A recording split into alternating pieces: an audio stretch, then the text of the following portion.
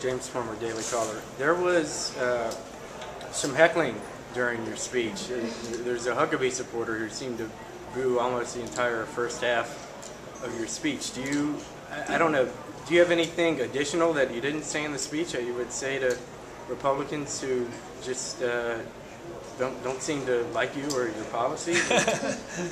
No, I guess I've had that happen a few times. But one thing I noticed is I've been saying this, the same thing for 35, 40 years, and really since 1971, when I recognized that we were going to destroy the economic system, and we're in the process of doing it. So nobody listened then.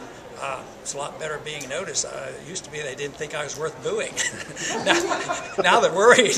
Now that they're worried that the status quo establishment, corporate, military-industrial complex is going to be challenged, and a few of them might boo.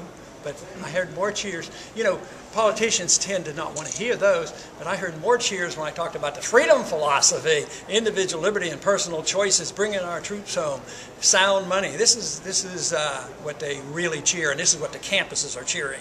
So if one or two or three or four boo because they don't want to disrupt the status quo and they think they can change the world or change our party or change this country, I don't deal with that too much because I just think they're mistaken, and I try to persuade them differently. On another topic, do you have any predictions on how far your legislation repealing the insurance mandate will get in the House? I would think I could get as many Republicans on it as I got for out at the Fed, and I got every Republican. So I would think I could get repeal the mandate. If I'm energetic and ask, it doesn't just, you don't just throw it up and everybody comes and signs on it. You got to work and get signatures, and we did that, with audit the Fed. And there'd be a lot of Democrats that might like to sign it. We had a lot of Democrats sign audit the Fed bill because it was less partisan. This one would be tougher for the Democrats, even the ones that voted against the bill. I don't know, they might feel like they don't want to take on their leadership. Sometimes they do things politically in Washington. Do you think the Republican leadership will back the bill, or did they have another? Well, they might have a bigger bill, and I was trying to narrow it down and make it very simple to know what I want to do is get rid of the mandate and preserve people's right to get out of the system and not pretend that I can, reverse the tide of what's happening in Washington today. Either economics of it all will reverse the tide because we can't afford it, just like I argue the foreign policy will be reversed, not because they're going to all of a sudden listen to my speeches. It's going to be reversed because we're broke. So the medical thing, it'll be reversed because it won't function. And people will have to get their medical care elsewhere, and our system will break down. Representative Paul, along those same lines, Medicare is an entitlement disaster that's coming, Social Security to a lesser degree. What should Congress be doing now to either reform or greatly narrow down Medicare or Social Security in order to avoid the entitlement collapse that's coming? You can't do anything without cutting spending. If you want to, I have a couple bills in that sort of preserve Social Security. Matter of fact, I take Social Security income and I set it aside. It buys in negotiable Treasury bills. And you can't touch it. Nothing could be spent in the general revenue, and your account would be assigned to you.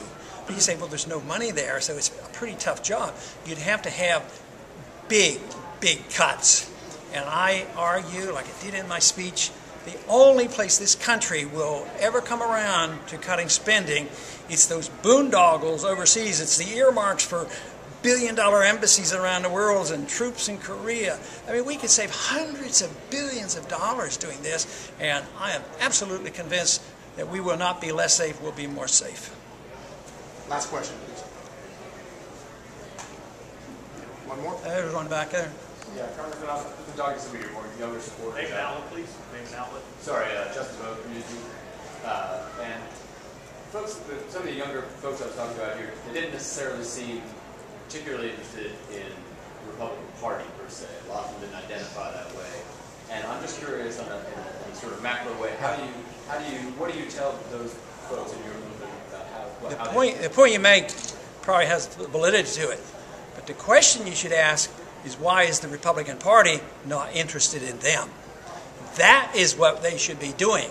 because we can get crowds with this message around the college campuses. 1,000, 2,000 people will come out at a time wanting to listen to this message, and they're open to it.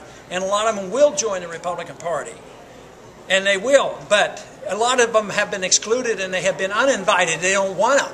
But the numbers are out there. And I have to say, Chairman Steele today, I visited with him, and he indicated that he's open dialogue for this, for me to let him know what we're doing, because I think he understands that there's a large number of people out there.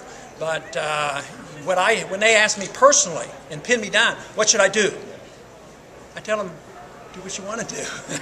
It's up to you. Stay a Republican, be a Libertarian, be an independent, be a teacher, and even be a journalist, you know? Even be a journalist, do something. Get on the internet.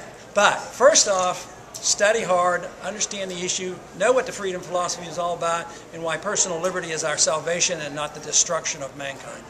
Thank you. Thank you all very much.